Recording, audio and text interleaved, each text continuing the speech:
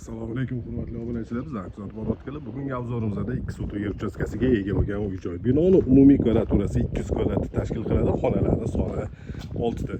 Demak, kompaktli uy joy qidirib yurganlarga zo'r variant. Joylashgan manzili Hasanboyda. Darvozaxonadan hovliga kirib kelganimizda 2-3 ta mashina bemalol sig'adigandek joy ajratilgan. Bu joyda paradniy vxod bordi.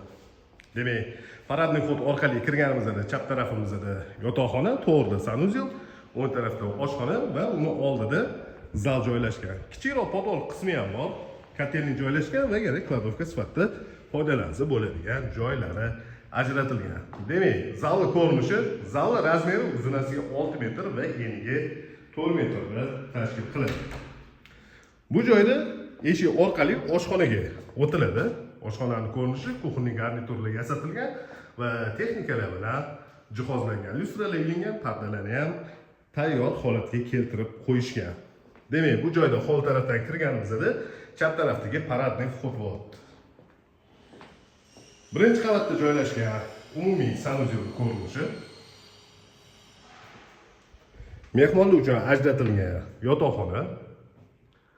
Razmeri 4,5 ga 4. Endi ikkinchi qavatga ko'tarilamiz.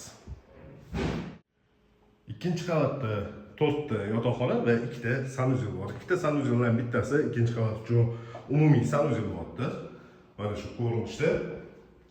Bolalar uchun ajratilgan yotoqxona. Razmeri 4,3. Uni oldida ota-onalar uchun ajratilgan yotoqxona. Bu yotoqxona uzunasiga 5 metr va eniga 3,5 metrni tashkil qiladi. Va shu xonaga tegishli bo'lgan o'zida yuvinish xonasi bor.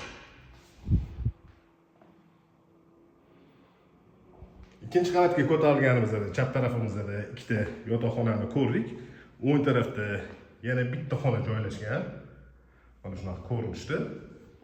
Va 5 ga 3,5 razmerda 4-yotoqxonani ko'rinishi. Bu ko'rsatgan uyimizda Hasanboyda joylashgan 2 sotuv yer uchastkasiga ega bo'lgan uy joy bo'ldi. Binoning umumiy kvadraturasi 200 kvadrat, xonalarning soni 6 ta. Narxini opisiyaga yozib qo'yamiz.